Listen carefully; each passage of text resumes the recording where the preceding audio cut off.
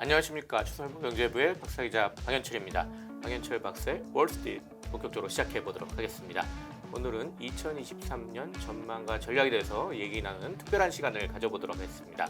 서철수 미래에셋증권 리서치센터장 모셨습니다. 안녕하세요. 네, 안녕하십니까. 예. 이 2023년 어떻게 될까 다들 이제 궁금합니다. 그래서 일단 주제를 긴축의 시대 2023년 어디로 가나 이렇게 잡았습니다. 먼저 좀 첫 번째 질문 한번 드려보도록 하겠습니다. 2023년 미국의 긴축 어디로 갈지 다들 궁금해하는데요. 미국의 금리 인상과 긴축 언제쯤 멈출까요? 네, 그게 올 한 해 화두였죠.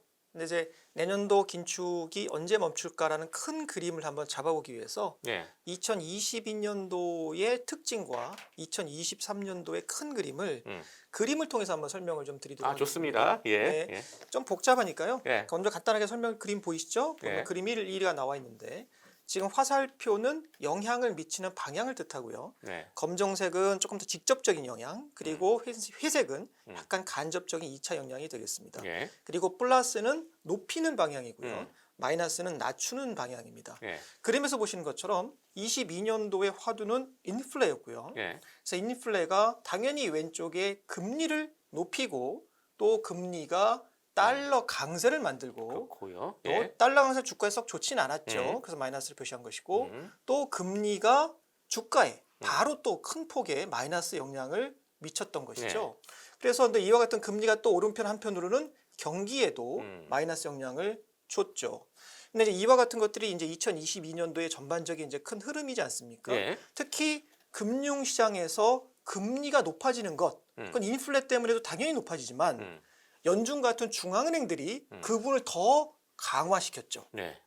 그래서 그러다 보니까 아까 말씀하신 주가도 떨어지고 경기에도 부정적인 영향을 미치고 네. 이랬던 것이 2022년도의 예. 그림 1의 예. 상황이 되겠습니다. 이게 2022년이고요. 그렇죠. 예. 네, 오른쪽에 이제 그림 2가 음. 2023년에 대한 예상인데요. 예. 여기서는 경기가 가장 중요한 팩터가 됩니다. 그래서 경기가 나빠지기 때문에 그것이 이제는 왼쪽의 금리를 마이너스 떨어뜨리는 요인으로 작동을 하겠고요. 금리가 떨어지면 달러 가치도 떨어지는 방향일 겁니다. 그래서 마이너스를 하는 것이고요. 달러가 떨어지게 되면 그것은 주가에는 나쁘지 않기 때문에 제가 달러 주가는 플러스 방향으로 해놨고요. 예. 특히나 금리가 떨어지게 되면 주가는 상당폭 플러스가 되겠죠. 그래서 위아래로 내려오는 그 금리 주가 경로는 제가 플러스로 해놨습니다. 예. 그렇지만 이제 또 하나는 경기가 그 맨 오른쪽에 있는 인플레도 조금 낮추는 방향으로 작동을 하는 것이죠. 이게 이제 2023년 예상되는 흐름이고요. 네. 이런 흐름이라고 한다면은 연준이 사실 인플레에 대한 걱정은 조금 덜면서 경기가 나빠지고 있기 때문에 경기에 대해서 조금 더 신경을 쓰는 밸런스를 잡는 방향으로 조금 움직일 것이다. 네. 이렇게 예상을 하고 있습니다. 그래서 아까 처음에 질문 주신 바에 그냥 심플하게 답하면 네.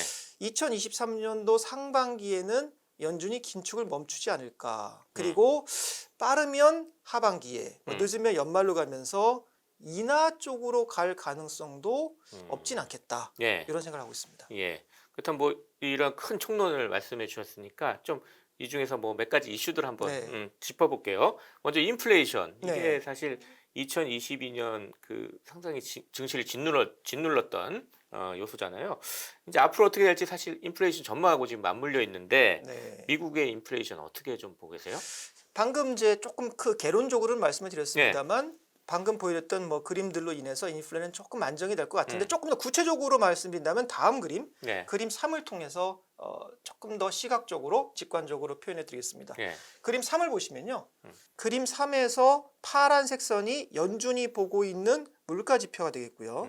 빨간색이 연준이 올리는 정책금리입니다. 네. 지금 현 시점이 이제 2022년 연말 정도가 될 텐데 녹화 네. 기준으로. 네. 그런데 합리적인 가정을 통해서 파란색인 인플레를 예상을 해보면 그림에서 보시는 것처럼 쭉쭉쭉쭉 떨어지게 됩니다. 2023년도에는. 예. 그래서 아마 연말로 가게 되면 거의 3% 초반 정도까지 빠질 것 같은데요. 2023년 연말에는. 예. 중요한 것은 뭐냐면 연준이 이번 2022년도 12월 FOMC도 얘기를 했습니다만 연방금리를 한 5.25 정도까지는 올리겠다. 네. 이렇게 얘기하지 않았습니까? 네. 그걸 지금 빨간색 선으로 그려놓은 겁니다. 그럼 보십시오.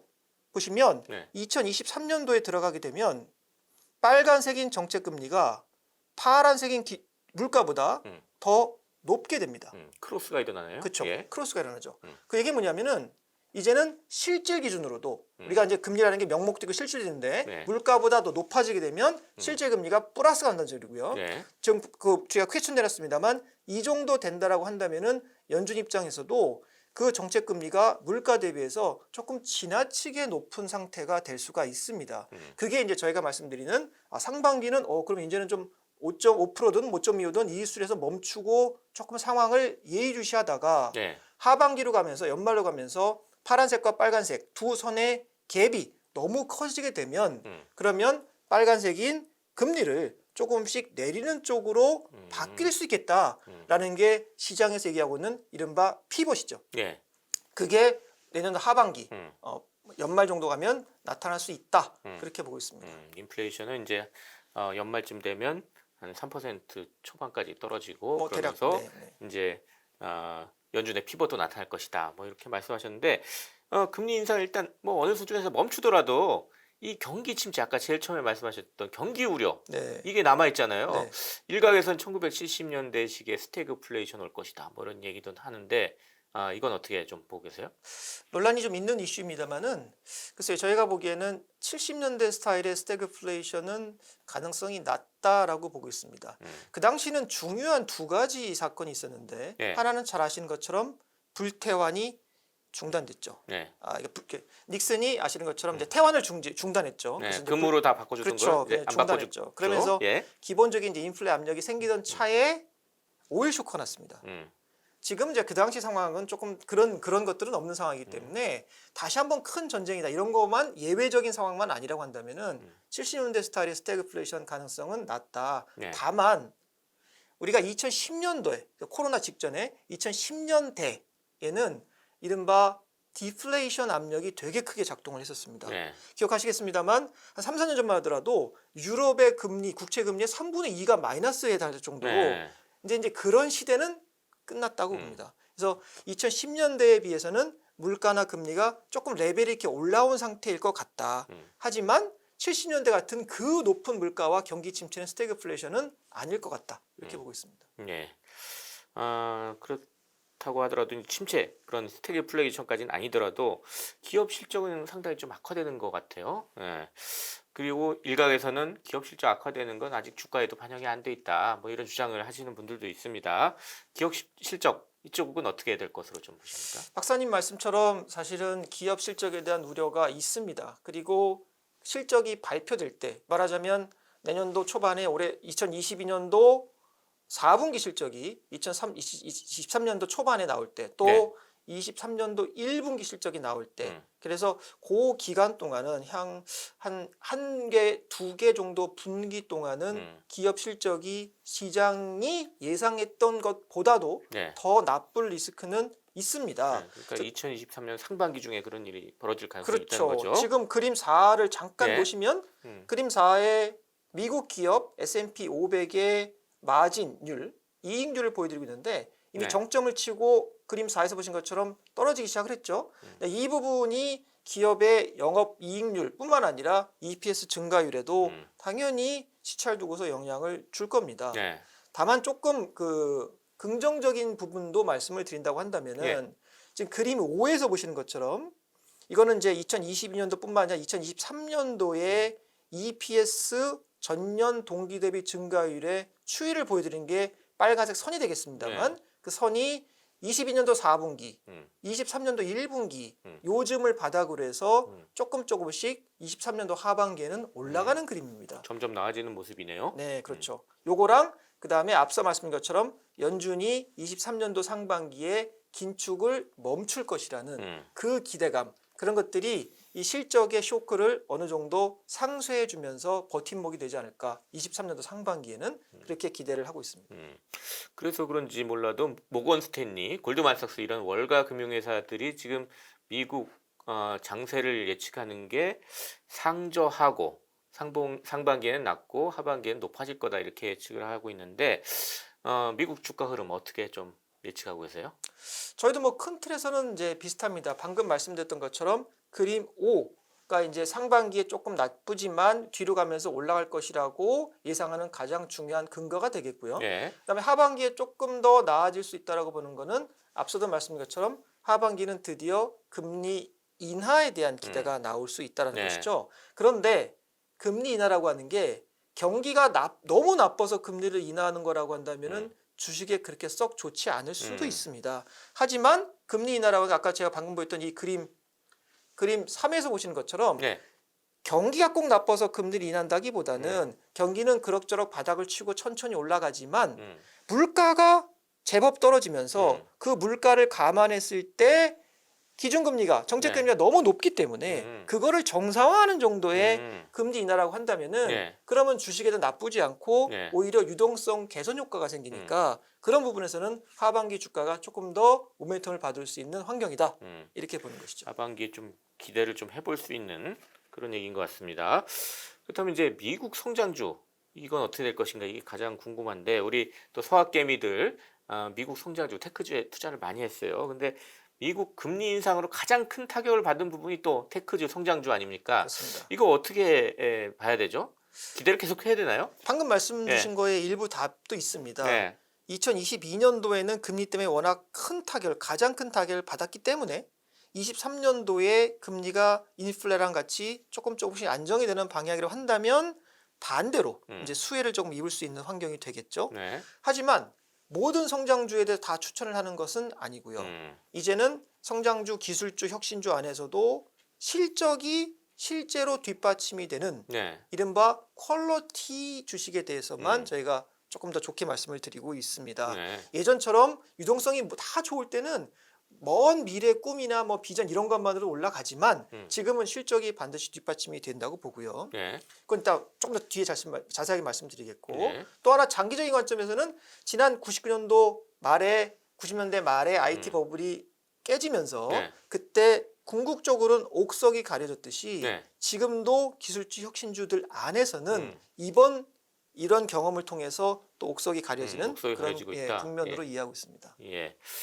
퀄리티 그럼 어떤 걸 좀 얘기하는 거예요? 퀄리티.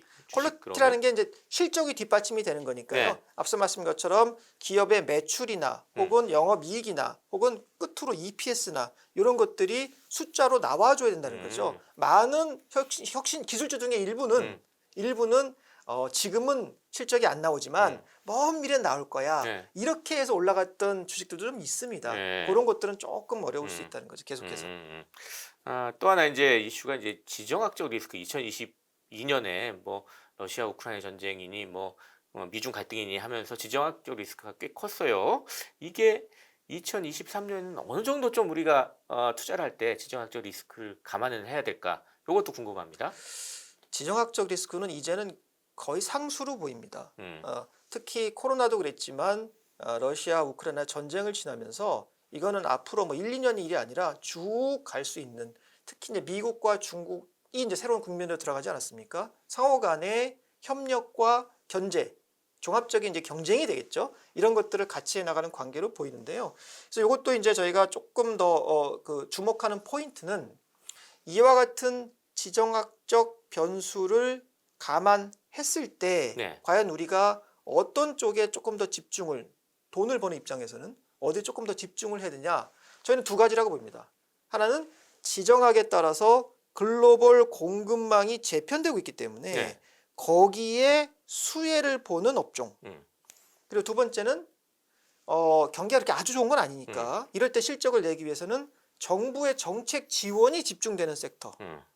이 두 가지가 겹치면 더 좋겠죠. 네. 그러니까 공급망 재편의 수혜도 받을 뿐만 아니라 정부도 지원한다. 지원해주고. 네, 예. 그런 업종들이 저희가 볼 때는 가장 이제 주목해서 봐야 될 그런 업종이라고 생각이 됩니다.